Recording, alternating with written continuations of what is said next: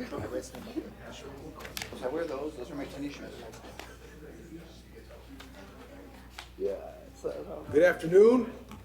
It is 6 o'clock. This is a meeting of the Planning and Zoning Commission. Today is February the 6th of 2020. Can we have a roll call, please? Yes, Mr. Chairman. Erasmo Villarreal, Present. Jose Tellez, Present.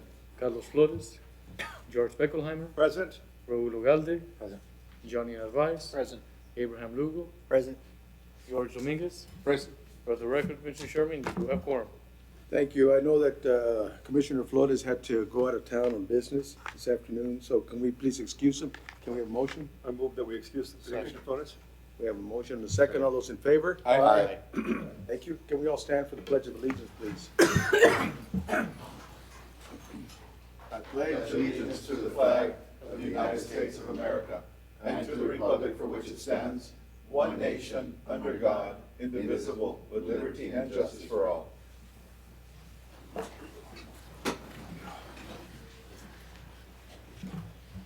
All right. The next thing we have is the consideration of the approval of the minutes of January 16th and January 23rd.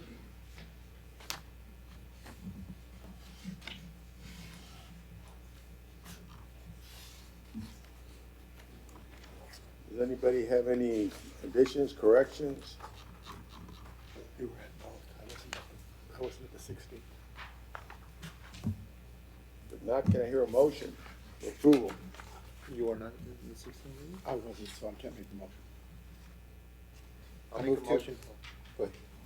So I'll make the motion to approve the minutes of January 16th, 2020, and motion to approve minutes January 23rd. Second. Motion and second. All those in favor? Aye. Motion carries. Thank you. The next item, citizens' comments. Are there any citizens' comments? All No, there is no. right. Can I have a motion to move up the director's report, please? So moved. We have a motion. Do we have a second? And a second. All those in favor? Aye. All right. Thank you, Commissioners. I'll be brief. First, I want to say the reason we're moving this up is because we're planning at 7 o'clock to have the presentation of Joe Minicozy at Laredo College, the Fine Arts Center, and I need to be there to introduce him. So I'll be leaving probably around 7:40 to make sure I get there in time.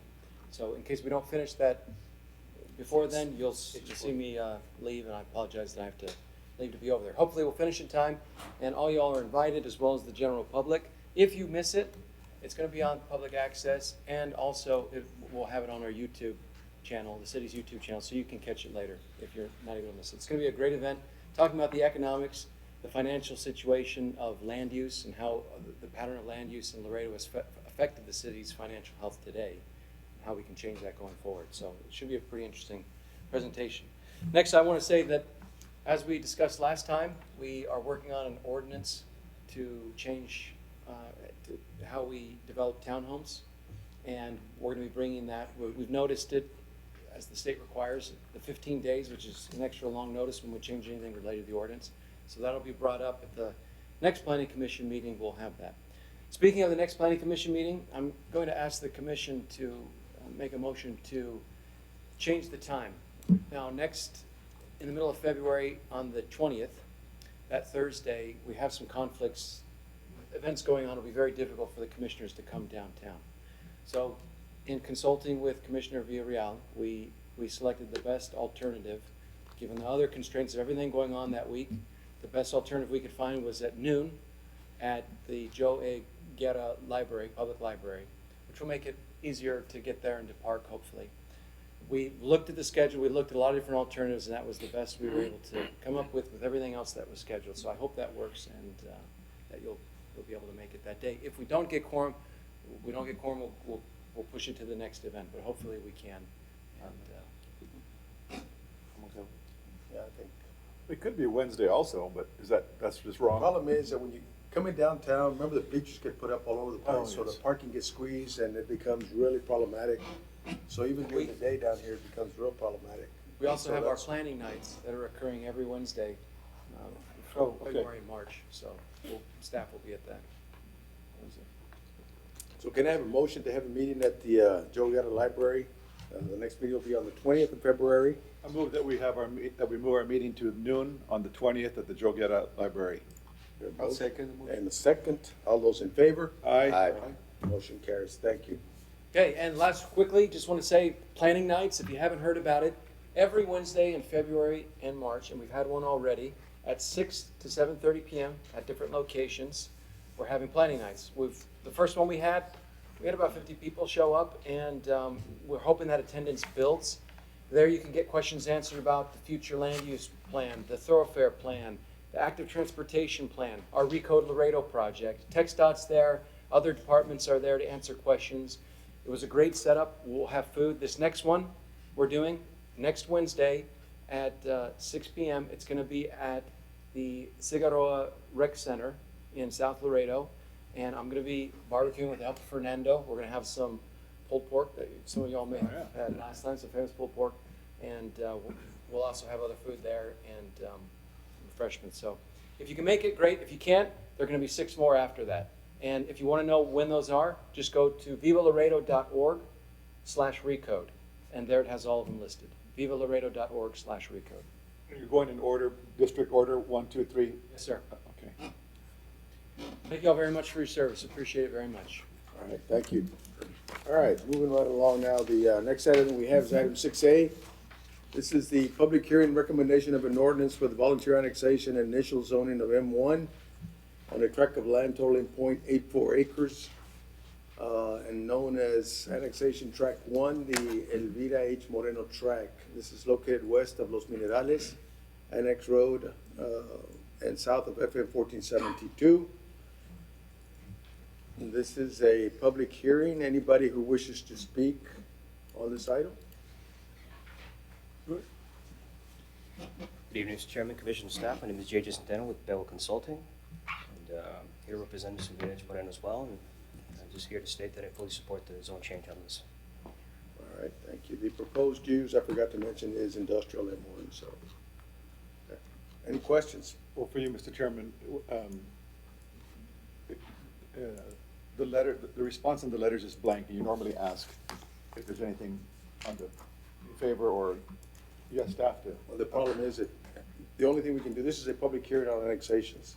From here, we're gonna go ahead and, anybody who wants to speak either for or against the annexation. Yeah, you're right. It can be for or against. No, but I mean the letters, we don't know how, you normally ask if anybody responded, if there's an update Oh, in the letters. well, that's right, I did not. There was 8 owners noticed, and there was, any updates on that? Who did the annexations? The one that was online. That was on track number 2. Okay. For this, we only received one response for all of the annexations. All of them? And that's not this one, so there are no responses No to this. responses on this? Okay, now, in the analysis the staff did on this particular tract, I take it that all departments responded favorably, because I did read some of the comments. And I guess if I go back to the presentation we had at lunch, Kirby, now we can look at annexation a little bit differently.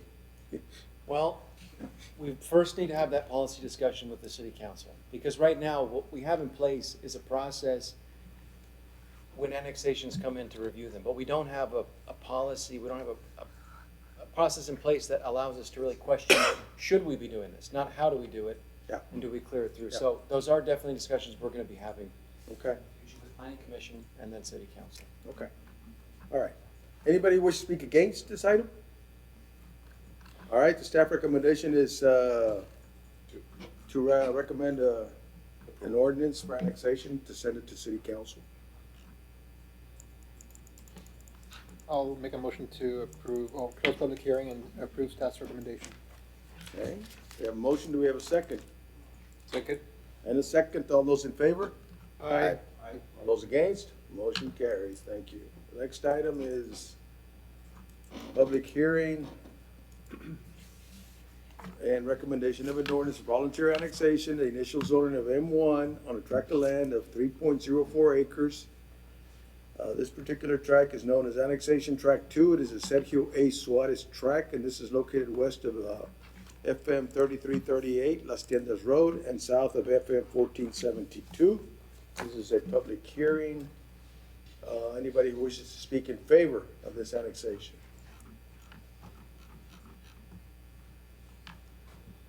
Good evening, Eduardo Gutierrez for the record. I'm representing the client and Mr. Sergio Suarez, and I'm in favor of the proposed annexation.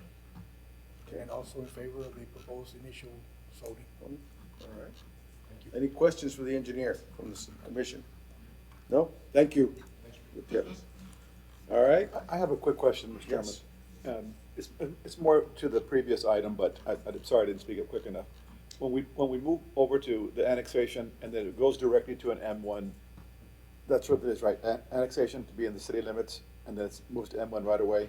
So it's immediately for the next year on the tax rolls as M1 and there's a benefit on the Normally, taxable when you value. do an annexation, the city usually recommends R1 unless the specific individual asks you for a different zoning. Okay, so here they're asking for M1. Yes. So that would presumably value the property higher. Well, the proposed use, as you notice, is warehouse. Okay? So that's the why. I was asking for the property tax rolls. You get from ag, you get the benefit that now it's in the city limits, it's now part of the city's taxable. Yeah, once you bring it into the city limits, it does several things. First of all, it allows you to get utilities Yes. for development. So without annexation, you can't get utilities for development. And that's one of the reasons. The second thing is obviously the use here is industrial. And so the tax rolls are really, the last thing. It will be coming in as a taxable value as manufactured in M1. And does it, moving straight to an M1, have somehow alter either positively or negatively compliance with like the green space ordinance? Well, It's part of the. Are you referring to? it really comes in, when this property comes in for development, all ordinances that apply to it. Regardless of R1, M1? All this is just the initial step to bring it into the city limits. He still has to go through the one-stop shop, he has to go through all that particular scenario before he gets to the building permit, process. There's still a ways to go. The first step is annexation. Once annexation is approved by the city council, which probably will happen by April or May, somewhere in there. After that, he'll continue with his development and design process and submit all his design for, the next phase, which would be his construction. And linked to one time. Very good. Okay, Mr. Chairman, I move that we approve item 6B. All right, we have a motion, do we have a second? Second. And a second, all those in favor? Aye. Motion carries, thank you. Okay, the next item that we have is item C, public hearing and recommendation of an ordinance of volunteer annexation. The initial zoning is M1. This is a tract of land totaling 7.29 acres. It is known as Annexation Tract 3, the Blanca Estela Rodriguez tract. It is located north of FM 1472 Mines Road and east of Lampazos Loop. This is a public hearing. Anybody who wishes to speak in favor of this annexation? Evening, J. Centeno with Bello Consulting. Here to say that I fully support zone change. Okay, thank you. Anybody who wishes to speak against this annexation? Against? Okay, what are the wishes of the commission? I move to approve item 6C. We have a motion, do we have a second? Second. And a second, all those in favor? Aye. All right, motion carries, thank you. The next item is item 6D. This is a public hearing and recommendation of an ordinance for the voluntary annexation and initial zoning of M1, a tract of land totaling 1.45 acres, and it is known as Annexation Tract 4, the Gullis Properties Tract. It's located north of FM 1472 Mines Road and east of Copper Mine Road. This says a public hearing. Anybody who wishes to speak in favor of this? Good evening, J. Centeno with Bello Consulting, and here to state that I fully support the zone change. Annexation. I'm sorry, annexation. It's actually both. It's actually both. It's both. All right, thank you. Anybody who wishes to speak against the zone change? Zone change against the annexation? Just a quick question. Yes. I noticed that it's a little over 1 acre. Is that a consolidation to an existing M1 area? They're currently using the use of the south, it's part of a larger tract that is being used as transport, and it's for Transmaritime. Okay. Okay. That was the only question I had. Okay. It looked kind of small for, and then we got the setbacks 200, so if that's gonna be consolidated to an existing tract, then yes, it should. I think Ralph just explained that they're just adding land to the existing facility, right? That's pretty much it. Okay, so can we have a motion? Mr. Chairman, I'm sorry? I'm sorry, I have a quick question for you. Oh, sure. So since it's annexation, that's just a vote to approve, but since it includes zone change, that's recommend approval? Is it, Everything we're doing here is a recommendation to the city council. okay. It's just a review, if you want, we have up on the screen the schedule. And at this point, it's a recommendation to council on both items. Oh, just the type of motion. Is it a motion to approve or motion to recommend approval? Motion to recommend. I've been making motions to approve, so Yeah. I move that we close public hearings and recommend approval. Yeah, that works. We have a motion. Do we have a second? Second? And a second? All those in favor? Aye. Motion carries. Next item is item 6E.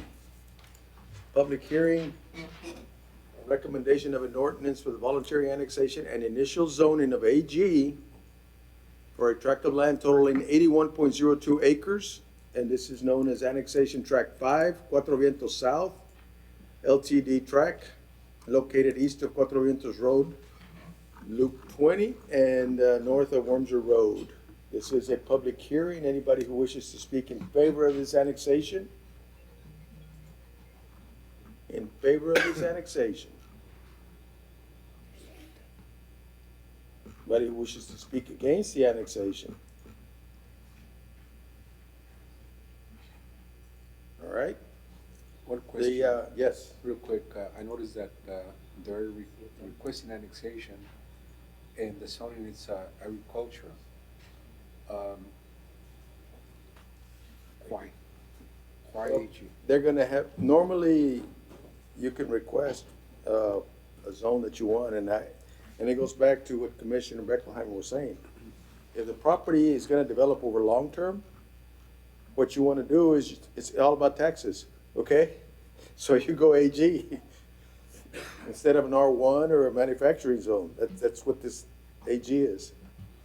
If I can, a little bit of Yeah. context as well. We, as the city, should not be doing annexations on demand all throughout the year. They come in a cycle, typically once a year, because this does take a lot of analysis on the side of the city. So staff would never recommend that individually one annexation that just wants to go at the middle of the year because maybe they missed the first cycle come in. So it's once a year that we're doing these annexations. And so for somebody that's thinking ahead and they know that they're gonna be doing development soon, but not quite yet, they'd wanna put it into the ag zone to hold it. Maybe it's there for a year or two, until they're ready to change the zone to whatever they decide they're gonna develop it as. Rather than being taxed on that higher valuation that would be associated with an M1, they're taxed on the ag until they're ready to develop it. That's the process typically. Someone's annexing in advance of when they're gonna develop, not right when they're ready to develop. Because we don't do them one-off. We do them in a cycle when staff has time to really put this together and analyze, because it takes a lot of time for us to do this. I have a question, Mr. Chairman. Yes. And that isn't put, we have to deliver utilities now, or just once they have a plan in place to develop it? Once they're annexed, now we have the obligation to bring the utilities, but of course that's pending the full review, going through the one-stop shop and going through the plating process and having planning commission approve whatever it is they're going to submit. No, yeah, this is normal then. Yeah. And just a point of information that we did a whole bunch of annexations about 4 months ago. Was that just out of order and we just allowed it then instead of forcing it to be in February? This cycle was pushed up, but typically the cycle begins in January, but this one was pushed up a few months. The cycle was pushed up, but we don't do them, we do them once a year. This one was just moved up a bit, so that's why we got all of these submissions together. All right. Okay. What are the wishes of the commission? I move that we close public hearing and recommend approval of item 6E. Motion, do we have a second? Second. And a second. All those in favor? Aye. Aye. Aye. All right, motion carries. Next item, public hearing and annexation, of a voluntary annexation. With an initial zoning of M1 light manufacturing on a tract of land totaling 100 acres, more or less, and known as annexation tract 6, the FM 1472 Investments #1 tract, located north of Vidal Cantu Road and west of Farm to Market 1472 Mines Road. This is a public hearing. Anybody who wishes to speak in favor?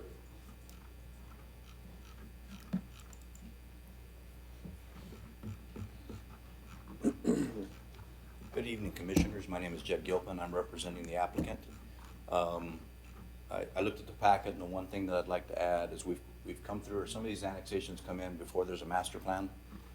And we came through some time back and put a master plan in front of you for the whole area, and it was approved with zoning goals, and these are consistent with what was approved.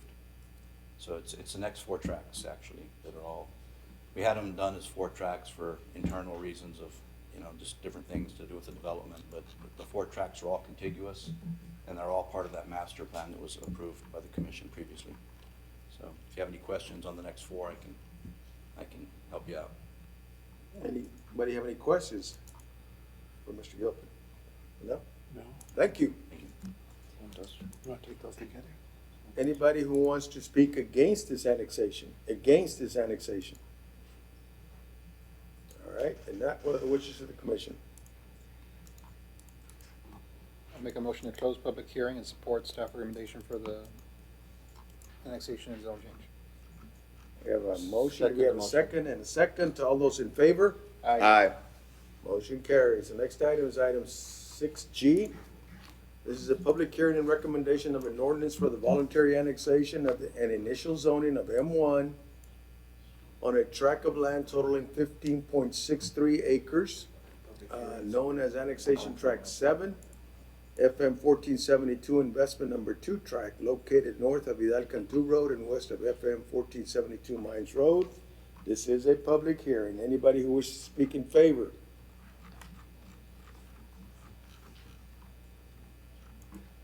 Anybody who wishes to speak against? Okay. What are the wishes of the commission? I'll make a motion to close public hearing and support staff recommendation for the annexation and zone change. We have a motion, we have a second? Second? And a second, all those in favor? Aye.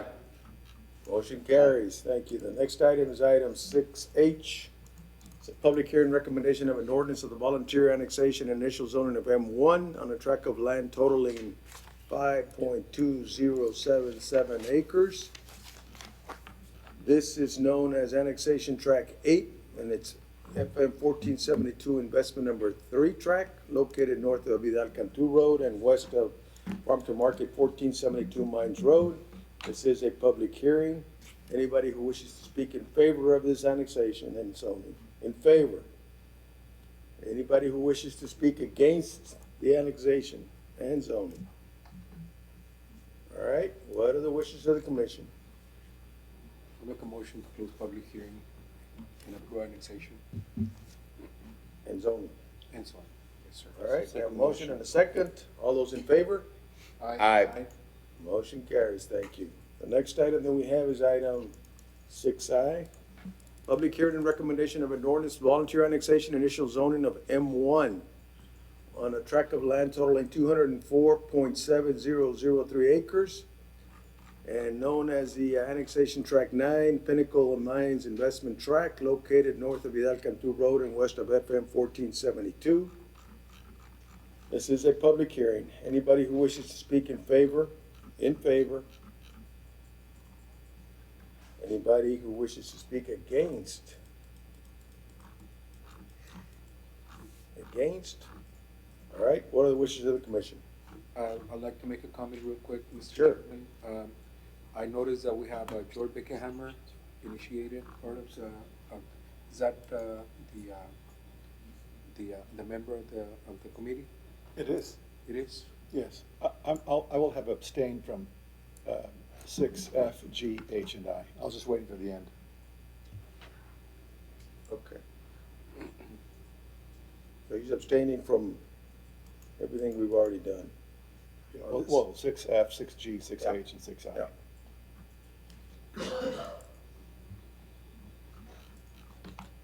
Okay, what are the wishes of the commission?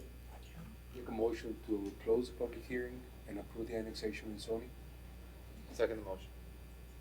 All right, those in favor? Aye. Those against? Motion carries. They asked us to, Now, we have item 7A, we've asked to table, and 8A. We have a motion to that Make a effect, motion to that effect to table the item 7A and 8A. And 8A. and 8A. And 8A, all right. A motion, do we have a second? Second? Yes. Second? All right, all those in favor? Aye. Motion carries, thank you. The next item we have is item 8B, preliminary consideration of the replat of Lot 4 in the west half of Lot 5, Block 73, Carlton Garden subdivision, into Lot 4A, Block 73, Carlton Garden subdivision, intended as residential. The proposed action is approved, subject to the following comments from planning and a notice to developer from planning. Commissioner, as, if I may, Yes, we prepared the staff presentations as we spoke in the last. that's true. I got ahead Like of that you. presentation, we're here to be able to give that to you. Very well, okay. So on this next item, just a quick overview. We have the applicant, Delmi Xiomara Bardales, the engineer is Ricardo Ramos. It's a 546 square foot tract located south of Calton on East McPherson Road, and the current zoning is R3, and the proposed use is residential. Here we have a quick overview of the location map with an aerial. They're combining an existing platted tract with a unplatted sliver off to the east.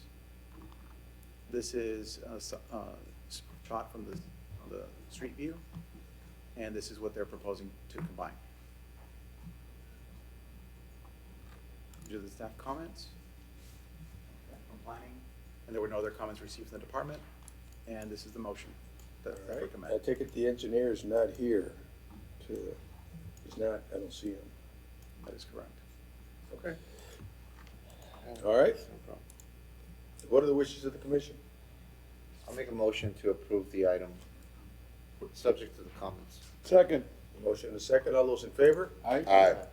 Motion carries. The next item, preliminary consideration of the replat of lot 128 and 121A, Block 3 of San Isidro Southwest, Antler Crossing subdivision, Phase 1 into San Isidro Southwest, Antler Crossing subdivision, Phase 4. The intent is residential. Thank you very much. The applicant for this development is TDB Holdings Limited. The engineer is Howland Engineering and Surveying. It is a 24.24 acre tract located south of San Isidro Parkway and west of Springfield Avenue, and the current zoning is R1A with a proposed use of residential. This is the location map, aerial, street view, the proposed development. And these are the planning staff comments. We do have an additional comment that was added at this time from TxDOT, because they wanted to be included Right. in this item, and they did provide some backup with regards to correspondence from TxDOT to the developer and engineer. Yes, sir. Good evening, Commission. Ricardo Villarreal, Howland Engineering, representing the client. My client's here as well, Andrew Brittingham from TDB Holdings. I think I'm pressing something, right? Oh, it's okay, you're good. We do have an issue with two comments, and it would be planning comment number 1, as well as the TxDOT comment.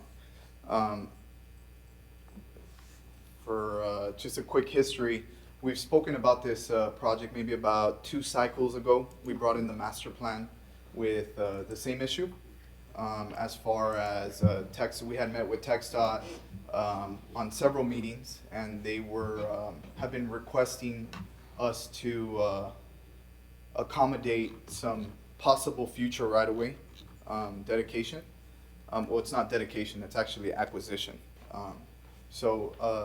The thing is, what we've been asking before is something tangible for us to grab and put it on our master plan.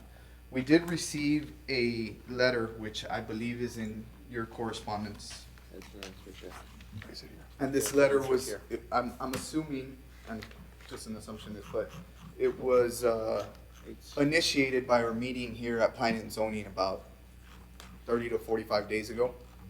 And the letter we received, and I think it's the same one that you all have in your packets, is basically stating, you are probably aware that the Texas Department of Transportation will make improvements to I-35 in Shiloh. Plans have progressed to the point that we wish to advise you that a portion of your property located on below on the below list will be needed as right-of-way for the proposed improvement of the highway. It gives the wet cap number and the approximate taking of 1 point something acres. That's a key word, approximate. And then they've attached a purchaser bill of rights, which they do that as just a quick reference to what the owner has as rights when they get a right-of-way request.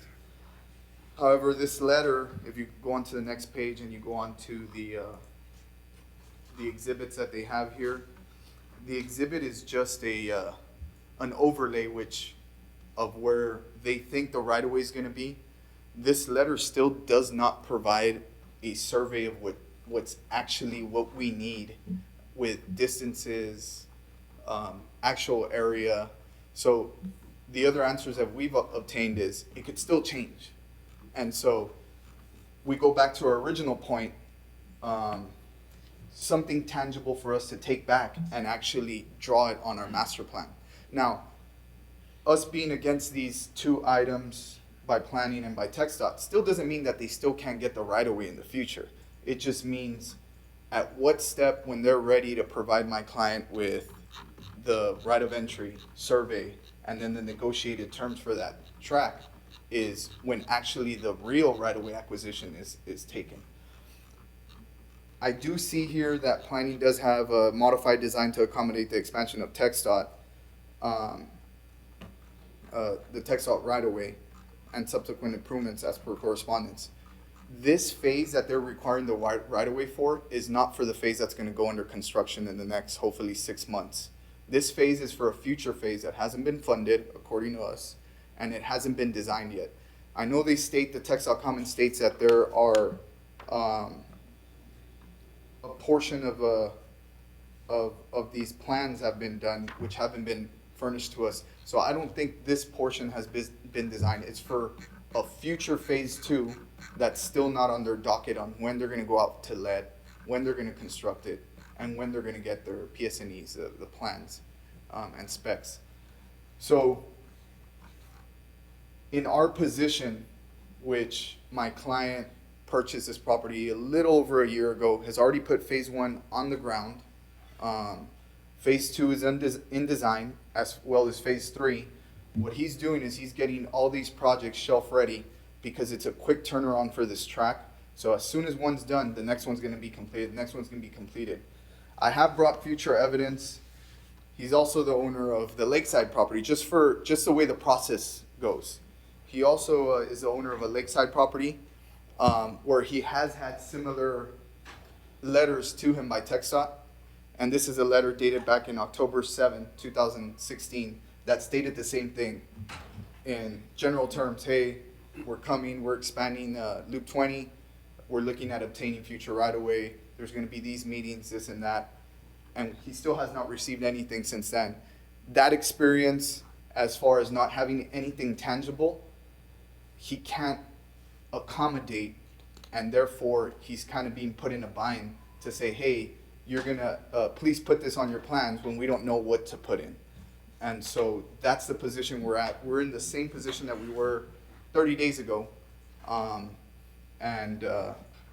We asked for the commission to strike those two comments from the... Let me ask you a quick question. The letter from TxDOT, I understand, states 1.5 acres that they're looking at in that particular. Is this reflective on this particular? We got a proposed TxDOT right away design here, or the taking, I guess, that they want. That is the equivalent of 1.5 acres? I think based off of their initial proposal on the overlay, it's an approximate, yes, 1.581 acres. Right. But it's not surveyed, it's not designed, it's not an official document, it's not. I understand that. Now, the next question I have is for the planning department. When TxDOT needs right of way, who pays for the right of way? City? No, the state. You sure? 100%? Unless you know something I don't know. I'm asking you the question because in the past, there was always a cost sharing. It depends on the project. Yeah. We have an agreement, for example, with Loop 20, that the city will Okay. will acquire the right of way But in this instance, no, the state is going to Okay. be responsible. All right, now let me ask you another question, Rick. Would you have a problem right now with what is being proposed right now to design, kind of like, I guess, not around it, but sort of give you an idea or guide? As you get, I mean, obviously, it's like you said, you're not in this phase yet. I see that this is vacant land right here, that you're gonna be coming in for development. But I guess the question that I have there is, can you work with what they're more or less giving you right now to design? Depends on what aspect we're talking about. So I deal mainly with the engineering part, but as Yeah. well as the fiscal part on how it's going to be a successful project. So all I can say is, as far as planning wise, we've even looked at leaving the reserve out there and saying, okay, when we plat, we'll come and leave this piece of property here for you. However, when we leave it here, are you gonna pay fair market value when the lots are in place because we accommodated you? And they've stated, no, we are gonna pay for that sliver that's unused, it's vacant and everything. So that's on the fiscal end part of it, right? So my client is taking a big step backwards on that. Second, if we accommodate it in the master plan and we move forward, the door is still open for them to come and say, oh no, we need it a little bit more, or we need it a little bit less. And that's the problem we truly have, that we still have that revolving door that keeps on going around that might keep on hitting us when we're designing this project. I think, in my opinion, it's just my opinion, if they still haven't gone into the meat and potatoes of the design of this actual phase, But how do we know they haven't? they don't have the plans yet. Well, I'm just saying, because on this January 2nd, when we went through this, you highlighted the fact that you hadn't even received the letter. Correct. So, I mean, there's a learning curve, obviously, for me and for others. Yes. But nobody from TxDOT showing up, which is, do they never show up, Mr. Chairman? Sometimes they do. Oh, okay, Most of so- the time they don't. So They've the been deed- involved in all of our planning meetings that we've had, and they submitted comments as well. But Mr. Schneidman, so my point on this is that we definitely won't want to prohibit quality developments. We all agree on that, correct? It's a rhetorical question, but you can humor me by saying yes. Okay, so, last time, on the second, it was brought up there wasn't anything in written, there was nothing in writing to show true intent, but there wasn't any, no writing plans. And so now here's something in writing, here's some more concrete stuff, but now it's being dismissed as inadequate. So what's the next level of inadequacy that we're going to have to hear, and only hear from the side of the developer and not TxDOT? What's the standard? We need somebody to tell us the standard. In this case, for staff, that's why the staff recommendation includes them accounting for the property that TxDOT says they're going to take. Our staff recommendation is that TxDOT is serious about this. They don't just issue these letters willy-nilly. They have planned for this right of way. They budgeted for it. They're ready to move on it. What that time frame is, you have to ask them specifically, but it's the same with the other property that was indicated. That expansion as well is going to happen. The time frame may be affected, but it's going to happen. I just want to make sure you're aware of the issue here. If we went out 10 miles into Webb County where there's nothing, but somebody brought the planning commission that it got annexed and you decided that was going to be platted as single family, you've significantly increased the value of that land. The planning commission gets to determine what that land is by the decisions that you make. And so here in this instance, by platting these as single family lots, you're changing the value of those properties significantly. And what we've heard from TxDOT, that would not allow them to be able to purchase this right of way. I think I understood that, but let me just finish that thought, Joey. Yeah.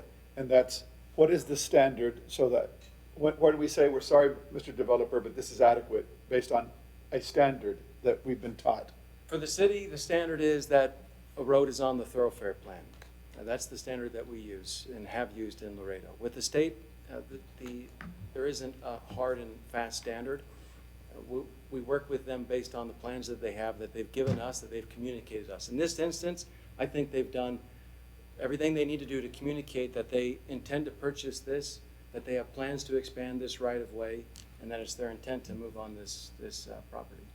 So we're satisfied as staff that they've met that. And I had a comment, like, on the letter, they somehow they got the figure of what they're asking for and that overlay with what the gentleman was saying, the 1.58 acres, like, I mean, so somehow they have an idea, and that idea that came up with these numbers, why is it so like, why is it almost impossible for TxDOT to actually be a little bit more detailed about what exactly that 1.58 is?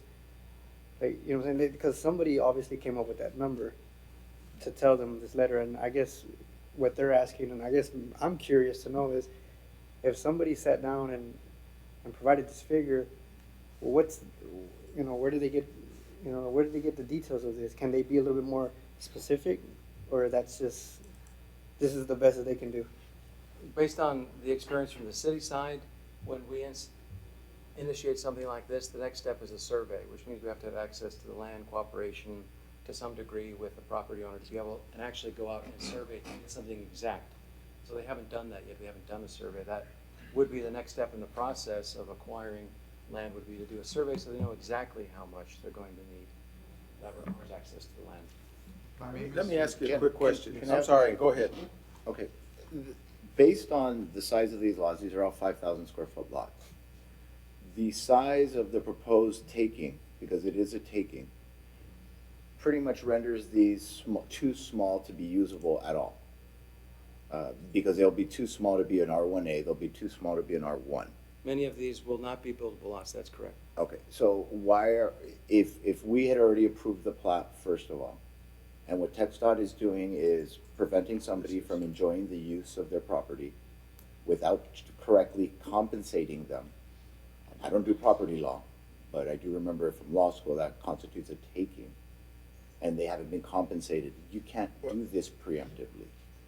And if they have specific plans, they need to do something. We need to get that plan in order to tell them we can't approve your lot because you rendered approximately 25 lots on block 3 unbuildable. Like, they're not.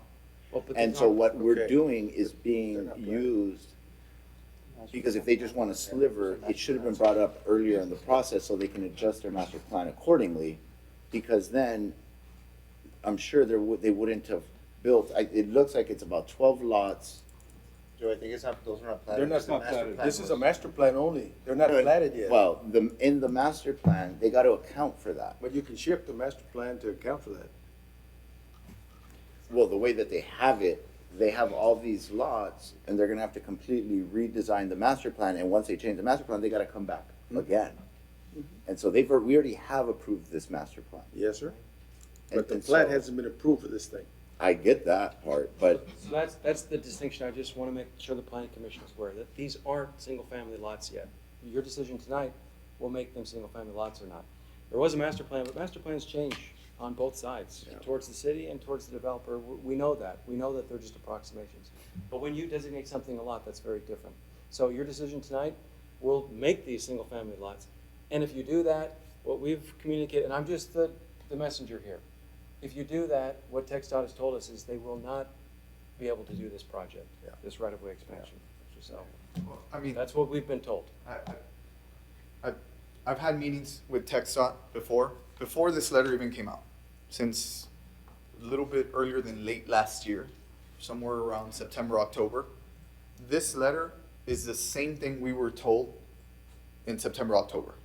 We've sat with TxDOT, just the engineers, then the client came, sat with TxDOT. All that's been discussed. So this letter is telling us, hey, landowner, we're coming and we want to take right away. That was known to us with or without this letter back in September, October. What we were looking for is, and going to Commissioner Beckelheimer's point, is let's get the procedural part to start. The one that you send the right of entries, that you send the surveys for us to review, the actual appraised value or the value that you appraise it at to purchase it at, so that we can negotiate and go back and forth. That neat part of the acquisition hasn't started. And so when we asked, well, when is it gonna start? Which, back in October, we let them know about this master plan. We took our master plan and we said, phase 1 is under construction, it'll be done by the end of the year. Phase 2, phase 3, they're coming at the beginning of the year. So they had that ample opportunity to say, okay, you know what? Here's the survey, here's this. Going back to Commissioner Lugo's point is, we've done multiple plans where we kind of plan things and go and the preliminary things, and we have our master plans and we draw up some lines where we assume. And I got to give it to them, not when you really get down to the actual design of it, is when you actually solidify those lines and say, okay, this is what we got. I'm going to put it on paper, I'm going to sign it, and I'm going to send it. All those things are going to come. That's not, I'm not doubting that. I'm just saying they're not coming at the pace that we told them a long time ago. We've been telling them since then.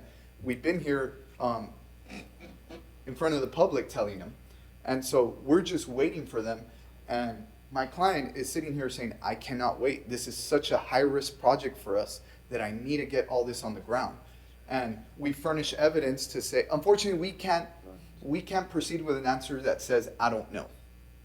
You know, that doesn't work with us. Well, just to clarify, you can, if you approve his plat, subject to planning comments, they can proceed. They just have So to is this an redesign approval of it. the plat, or is it a replat of what, lot, 2 lots? Preliminary plat, right? Yeah, it's So preliminary. It's the preliminary plat, so if you approved it with staff comments just say, okay, just make an adjustment so that you're not platting these lots that TxDOT has indicated they're going to proceed on, right of way.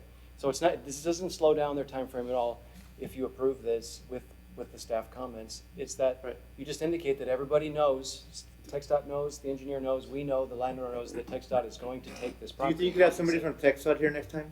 Because I know they conveyed all this information to you, but we have questions for TxDOT as well. Like, I want to know the detail exactly what this expansion or improvement on the I-35, exactly what it is. But there's no one here who can answer those I'd questions. also like to say it'll delay us a lot. So this isn't something simple. We talk about 30 to 40 to 50 feet. Because of that right-of-way dedication there, all these lots, now I will say, even though it affects all this row of lots, I'll be forthcoming and say, really the only difference is 10 lots that my developer would lose in this master plan.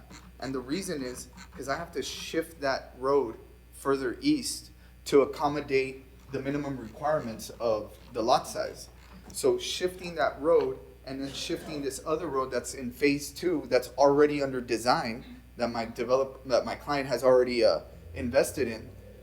We have to go back, redo the plans, resubmit them, come back, resubmit. So this small change might seem small in retrospect on what we're looking at on a piece of paper, but in the actual logistical part of it and the engineering part of it, it's a big change, and it's a big delay. But pardon me, and Mr. Benz, oh, sorry. I guess my question for staff, and I don't know if you have this information, I guess what are the repercussions if this frontage road does not take place because of the change? Well, Daniel McGee would probably be better, our traffic director would probably be able to speak to that. Nobody here from TxDOT can answer that, was here. That's my concern. Mr. McGee used to work for TxDOT. Commissioner asked, what are the implications if this project doesn't move project forward? manager in charge of TxDOT this. indicated they're not gonna do this project if there's this issue with the right of way. Is this a project we need? Is that important for them? They should be here. Good evening, Danny McGee, City Traffic Director, for the record. Without, I guess, speaking for TxDOT, they have made it a little clear that if this right-of-way acquisition doesn't happen this way, the project is in jeopardy. I'm not saying that you're going to scrap it or not, but it is in jeopardy. They should be here. I think I like your idea that they should be invited next time to discuss this with you. That way you get to hear it straight from them. But we have to remember that TxDOT, what they're trying to do is, we're the city, we need to be working together on this. Now think of it as it's the city and the TxDOT. We're trying to make transportation projects that work together, so we should view it that way. Okay. What about a 2-week delay? Yeah. It's kind of hard for me to be up here, Yes. Mr. Commissioner. Commissioner Dominguez. Go ahead. We had the same comments when we had the master plan, Mr. Sherman. And we discussed this and we kind of agreed that TxDOT is not here right now. And what they have provided for us, the commissioner, I don't believe it's strong enough to hold the developer from continuing with the project. if we had TechDOT with a firm and strong commitment to buy that piece of land, then I would probably agree to the comment. But I feel the comment that is right there doesn't have any support except the letter that it's attached to. So I feel that we can stay here all night, and I don't think we're gonna go anywhere, but, I think what we need to look at is this. We need to look at the whole picture in the community. One of our biggest problems in this community is transportation yes, sir. and the design and the roadways and stuff. I believe that what we have before us is trying to alleviate and have better transportation modes. And the state is right now notifying us, we're intending to do this to enhance transportation. They're, right now, I mean, yes, I don't know who, Rick, can you tell me who drew this Google Earth?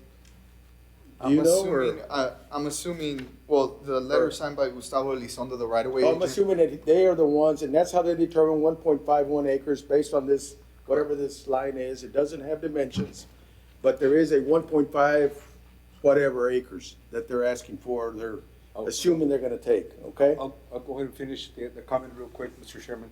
I feel that we have two options. Either we deny it or we approve it.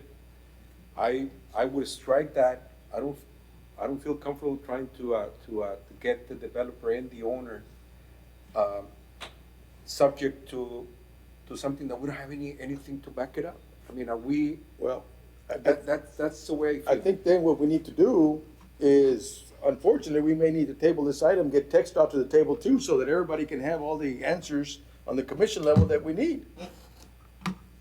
I mean, Yeah, my comment is that, I mean, I guess I'm in agreement with the developer here. Like, I don't want to do something that's going to hold them up, and especially if they outlined that, you had mentioned that this is something that was known they had ample time. Yeah. And I think maybe there's a first time for everything, but for TechStop to come here and have, not just to be here, but to actually have the solution to the issue that we have here, or simply, I just don't feel that we should hold them back, especially with the ample time. I mean, is that the norm? I mean, is that what we're gonna do from now on, that we have other future developers and then TechStop to wait timeout? And then it's just an indefinite timeout? Is that the norm? Or do we now need to, like they had mentioned before, we work together? you know, historically, let me give you a little bit of historical. Back when I worked for the city, TechStop will approach the city and say, you know, we're proposing a project here, we're gonna need to take some right of way. If there's a plat that comes in, you know, let's see if we can get some right of way there.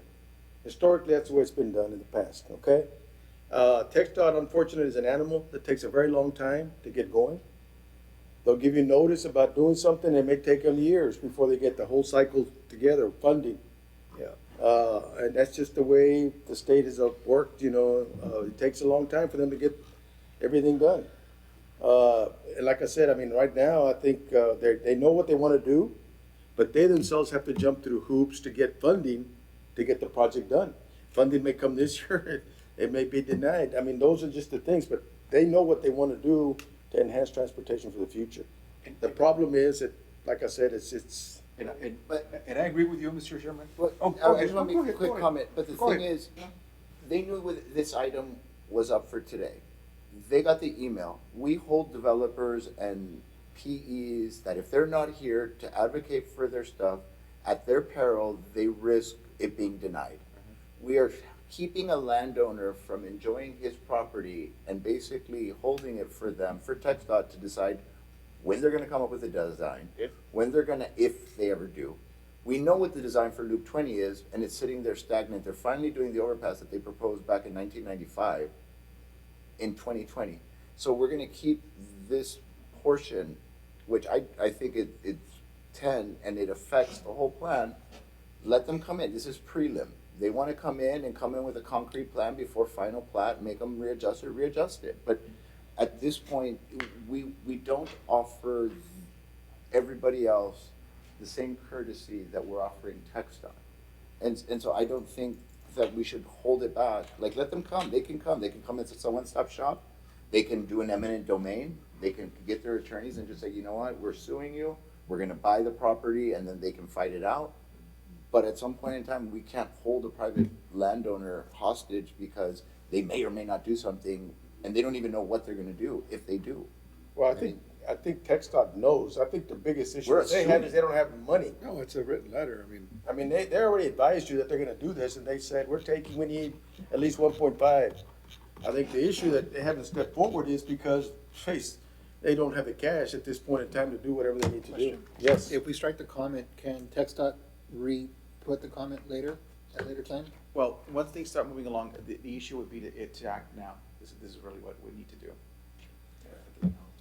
and what's the, and, I mean, let's look at the city, not just this exact development, because we're commissioners for the city, not for one developer.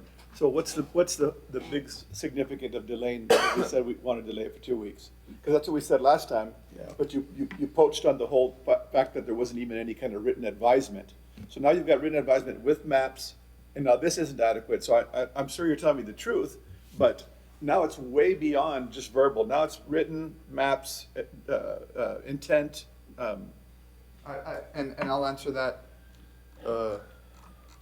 tactfully in a way. What we were expecting was for the process to begin. This doesn't be. I apologize. Let me say one other thing too. I presume you anticipated this was coming. Well, we already even in the previous meeting, I had said that we had met on this project before to try to come up with a good resolution. No, but did you know this letter was coming, what I'm saying, for this? No, I did not. When I got it, I made the determination of the reason I got it was because we were here and we were making a case like we haven't even received a right of entry letter. And that was the main this is not a right of entry letter. This is just a letter stating, hey, we're coming with this project and we're looking at getting an approximate amount.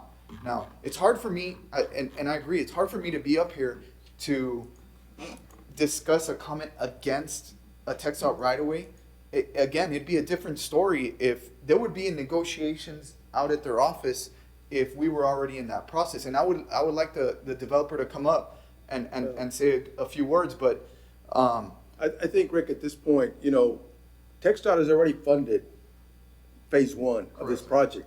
Okay, they already have the money for that. And they're asking us, hey, we need phase 2, which will be the second part, which is where it affects you. My guess is that if for whatever reason they can't come to terms, we may even lose phase 1. $110 million in the city. Well, phase 1 is already in place. Well, they're gonna go out for bids, but I mean, I think a lot of it is gonna be contingent. They're not gonna do a phase 1 if they don't have right away for phase 2. And the thing, if I may, I mean, TxDOT is really trying to be proactive here. Sure. And to minimize any impacts to taxpayers of money that would need to be paid out, or in the unfortunate circumstance that there's already homes and people living there and having to displace them. Yeah, I mean, the cost factor for the state would become tremendous. They're really taking after a that. position to plan for the future. Yeah, at this planning point. ahead. And- Yes. We'll have a plan, transportation director. Perhaps the best way to look at this, and I'm speaking now as the city's traffic director, is we have a lot of problems with congestion in the city. I think nobody can doubt that or debate that. So the best way to look at this is we have an outside entity that is funding, designing, planning, all these projects that we need. TxDOT is not gonna build any kind of connection, any kind of bridge that they can't support, that it's a advantage for the city. Okay, that to me is the way we look at it. If you're asking me, as a traffic director for the city, do we need this project? Yes, we need it. Sure. Okay, the growth is tremendous in that area, and it's gonna continue. There's no stopping the trucks that are out there, and that's what they're doing. They've done studies up and down 35. I'm in agreement with what they're trying to do. So that's what we look like. We're basically we're looking at a gift horse in the mouth, and we're saying we don't want it. So that's what we need to look at. I do want to add, if I can add a couple of things, and I got to put it on record. We're for this project, the TxDOT project. Like I said, the right-of-way taking is going to be taken. It's got to be in a fair manner, as well as TxDOT's looking at it as bare land, and everybody would love to buy bare land right now. And if my developer weren't developing right now, would TxDOT be coming and saying we need this right-of-way? Maybe not. And then, would. yeah, I mean, the project is planned, they're gonna come in whether you're it's kind developing of or like not. we want to take advantage of today's price, but not buy it from you till tomorrow.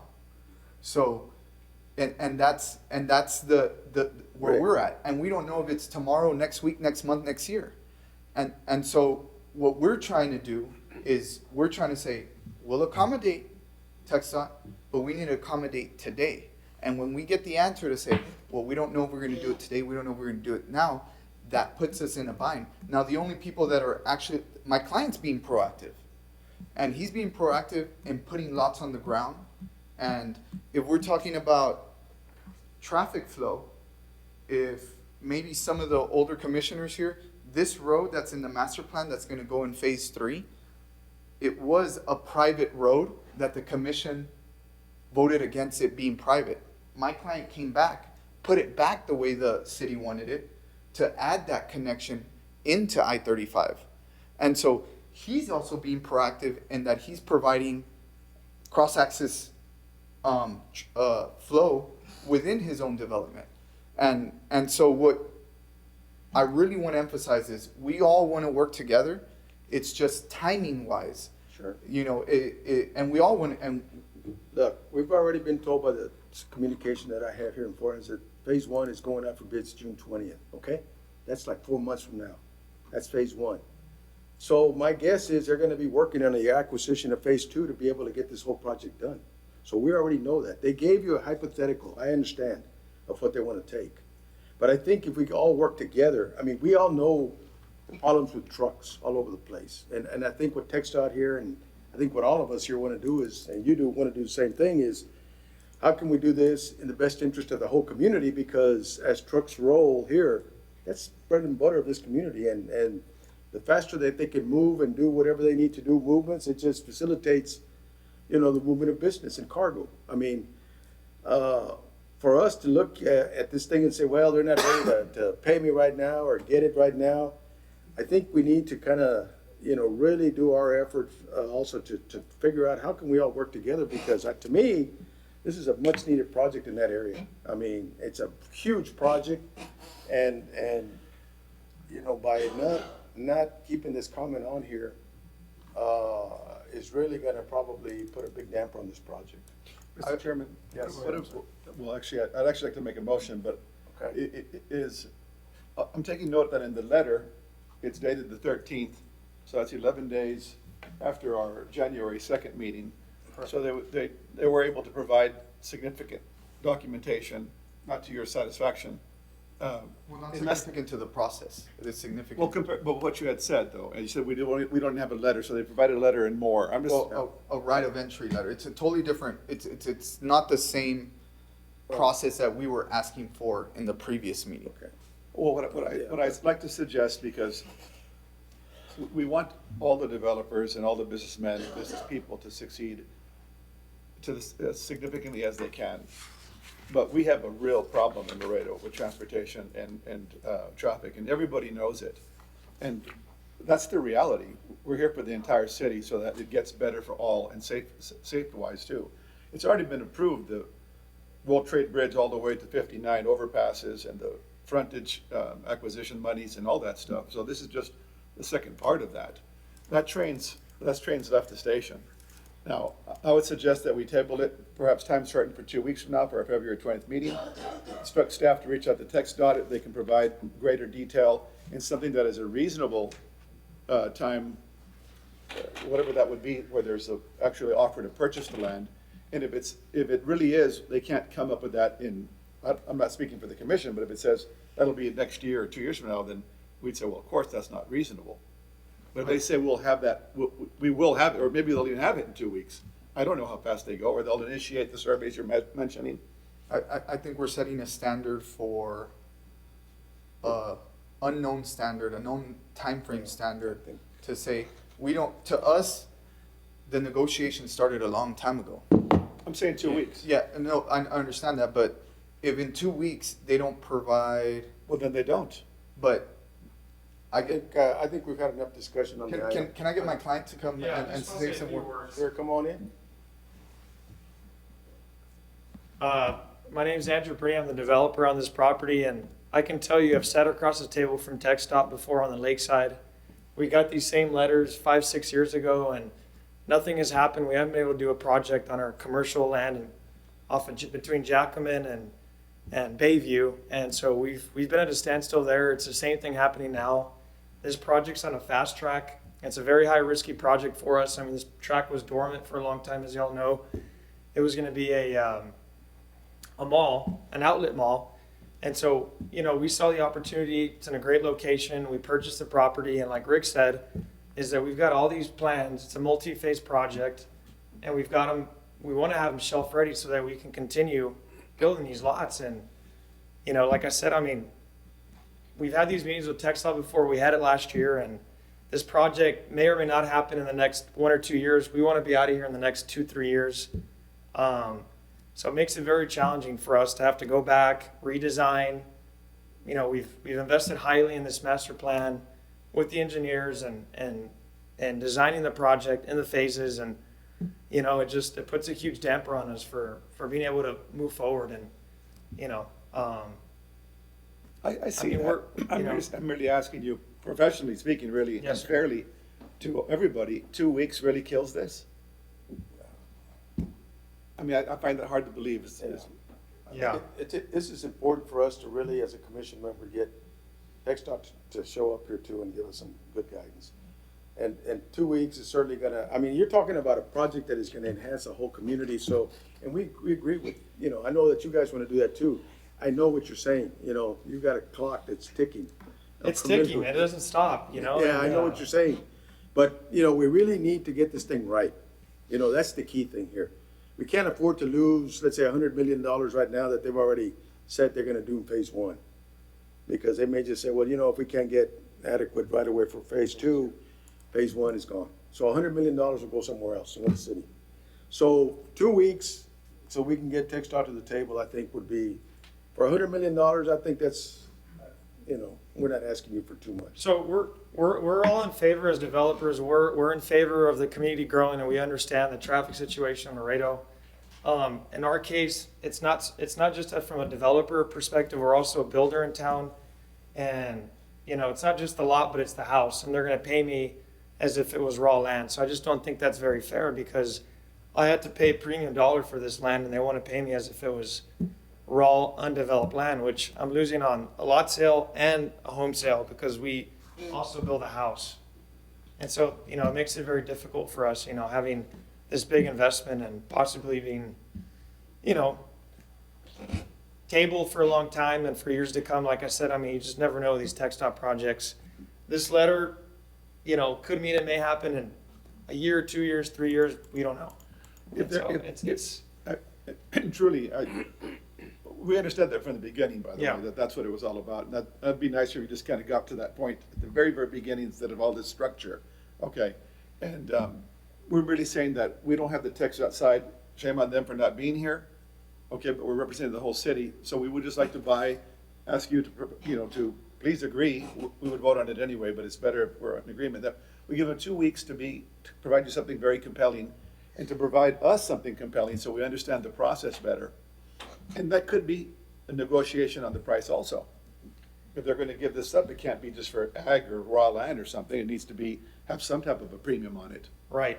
Can we, or I don't know, Mr. Chairman, I know you're more familiar with this. If the 2 weeks do come and it does get tabled, what's the milestone that we want to hit at that 2 weeks to say, okay, we can move forward with this or move forward with that? Is it just TxDOT being here, having more information on the project, or is it an actual right-of-way dedication, an actual offer? And that's where, you know, me recommending to the client saying, you know what, 2 weeks is good. Yeah, but what if they just come and speak about the I think project? there's a lot of information that the commission is asking from TxDOT. So by tabling for 2 weeks, we're gonna get them and say, you know, if they don't show up, well, then that tells you clearly, hey, the commission understands clearly what's gonna happen. But for 2 weeks, just to get them to come in and say, hey, they gave you a Google map, somebody told you 1.5, what is the basis, what are you looking at, and what kind of traffic? Get some information that we can utilize, because like Commissioner Beckham was saying, we're looking at the whole city here. That's the key. And I understand, you know, where you guys are coming from too, but we have to make a decision that affects the whole community. And for 2 weeks is all we're asking you to see if we can get that information and then hopefully make a decision. And just for me, I mean, for me, it's one of these things where striking this comment, I don't wanna, in the future, to know that this decision impacted the flow or traffic of the community, and because we made this decision, it impacted Laredo negatively. I totally understand where you're coming from as far as you want being reimbursed, you know, what you should be reimbursed, but at the same time, by striking this comment, it could definitely jeopardize Laredo in some way. And I just don't wanna be on record. Yeah, on that. I mean, I can't speak on TxDOT's behalf, but I would think that if it was developed, there were rooftops on the ground, I think they would find a way for this project to work. I think they would make it work somehow or another, but they're just seeing the easy way, and they're being proactive as we're being proactive. But I think, I'm not an engineer, but I do feel strongly that there's other ways they can still make the improvement, still make the investment without having to affect our land. Well, and that's exactly why You we know what want I mean? TxDOT to show up, Yeah. you know, to, let's see you what agree, they've Rick? I got, mean- so. Yeah, no, and I mean, as long as we have something tangible in 2 weeks, and what we're afraid of is in 2 weeks we come in and text out here and say we really need the land. We really need the land. If not, this project's not going to happen. Not this project's going to happen without any engineering plans in front of us, without the actual documents in front of us, and so we might be at the same point here, but there's still nothing tangible. So I just want to make sure that we understand, because within these 2 weeks, I can go meet with TxDOT and kind of come up with what you all are asking for. I am totally for that. I would want to go sit down with them and say, let's get the commission what they want. Yeah. But unfortunately, if we're just going to come and say, and just get their side that they really, really, really need the project, but they're still not there yet, I just want to kind of put it out there to say, can we move forward beyond that? Ricky, if nothing tangible. the reality is, I think we all know what's gonna happen in 2 weeks, is TxDOT's gonna come up with a hypothetical situation. They're not gonna be able to make it work because to the left of you or to the west of you is a railroad, and their right-of-ways are a lot bigger, so it's a lot easier for TxDOT to stop your plat than it is to negotiate with, what is it, Kansas City Southern or whoever owns the right-of-way that's to the left. So the only one they're gonna be able to do is mess with you. They're not gonna have a tangible plan. They probably have one that they're not gonna show. And we're gonna end up in 2 weeks where we're either gonna have to vote on it thumbs up or thumbs down. That's gonna be the reality situation, because they're not gonna give any more clarity. I don't expect them to. Because they have the same issue all the way south on Cuatro Vientos, where they haven't done all the expansions. They have an idea what they wanna do, but they're not gonna release it. And the answer to us on that is we've asked TxDOT to relook at the design, because 30 feet or 50 feet is the max that they're gonna take at the widest point according to their overlay. That's a 5-foot retaining wall. That's not, when we see, me as an engineer see it, there could be alternatives. Now, I'll say, if we were here a year ago and there would be homes there, they would find a different alternative than to purchase 22 homes. And that's what I think Andrew was getting at. We've asked them, can you please look at a different design? Look at a retaining wall, look at something to bring that in. And I showed and maybe next time the planning department can ask for the schematic from TxDOT that we were provided. And you can see how much room there is from the right-of-way line to the back of curb. It's all bare room that they can put a retaining. And see, Rick, those are the key things that we need TxDOT Yeah. to say, hey, guys, do you have enough? But then they come prepared for the meeting. Well, if they don't, then the commission, That's you know, is correct. gonna make a decision very Right, that's right. clearly, very quickly. But at least the due diligence has been done, you know? Yeah. We said, hey, we went out and we tried to do everything we could. The last thing we wanna do is send the wrong message to TxDOT that, you know, they already have $110 million projects going out for bid in June. And for us not to do the due diligence and say, well, TxDOT, I'm sorry you screwed up. They say, well, you know, guess what, guys? We're taking $110 million and we're taking them to Dallas. Just And that's what we don't wanna do. shed a little light on the long-range planning, Jason Hinojosa, I'm the planning department. Last night's conversation with TxDOT is that they're expanding to 3 lanes from that point to I-35, and they're both making their way south direction. The reason they couldn't go underneath is because they're going to 3 lanes, as they said, the columns width. And so that was my understanding in their conversation yesterday. They'll be at every Wednesday's district meetings as well. But I know it's, yeah. We'd rather want an informal setting, but that was the idea, is going 3 lanes directional and then reducing the top 100 congested sections. So that's, schematic would be preferable and wanting them to. Mr. Brittenham, trust me, Yes, we sir. have your interests in mind. It's just, I we have to, appreciate that. we have to find a balance here and give them the opportunity to explain to our satisfaction, but hopefully to yours also. Yeah. Okay, so I move that we table this item, time definite, for the February 20th board, commission meeting. Okay. We have a second? Second. Second? All those in favor? Aye. Those opposed? Motion carries. Thank you. Thank you. Thank you for your time. Thank you. Yes. Next item, preliminary consideration of replat of Lot 1, Block 2, Shiloh Highland subdivision. Okay. Shiloh subdivision, Phase 2 into Lot 1A, Block 2, Shiloh Highland Phase 2. The intent is commercial. Proposed action is approved subject to the following comments from planning, from water and utilities, from traffic, and a notice to developer. And Terra South Engineering, there we go. There we go. Good evening, Mr. Chairman, members of the commission. My name is Gilberto Gonzalez from Terra South Engineering, and I represent Norwalk Properties. We agree to staff comments. All right. Very good, thank you. What are the wishes of the commission? I just want to mention, I'm sorry, I just want to mention Sorry. real simply, it's a very simple project, and what I mean by that, Norwalk Properties owns the property immediately west to that 2.95 acres. So he'd be the best person to purchase that property because he's basically just gonna suck it into that lot. We don't need utilities, we don't need anything else, no accessibility, additional accessibility, or it's already there. It's just being absorbed onto that lot. Okay, very good, thank you. Any questions from the commissioners? All right, thank you. Thank you. All right. Make a motion to approve subject to the following subject to the comments. We have a motion and a second. All those in favor? Aye. Those against? Motion carries. The next item is, final consideration of replat of Lot 2, Block 9, Embarcadero subdivision, Phase 8. What is the proposed action? It's approved. Make a motion to hear items 9A, B, and C all together as one item. Motion, do we have a second? Second, all those in favor? Aye. All right, Make a motion to hear them all, motion to approve those items. all 3 items. Yes, sir. We have a second on that?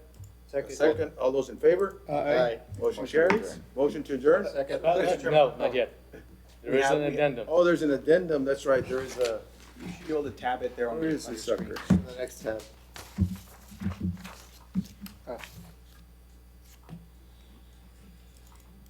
Consideration of subdivision. Make a motion to approve item 10, 11, All right, a motion, 11A? 11A, sorry. do we have a second? Second. And a second, all those in favor? Aye. All right, Motion to adjourn. carries. Second.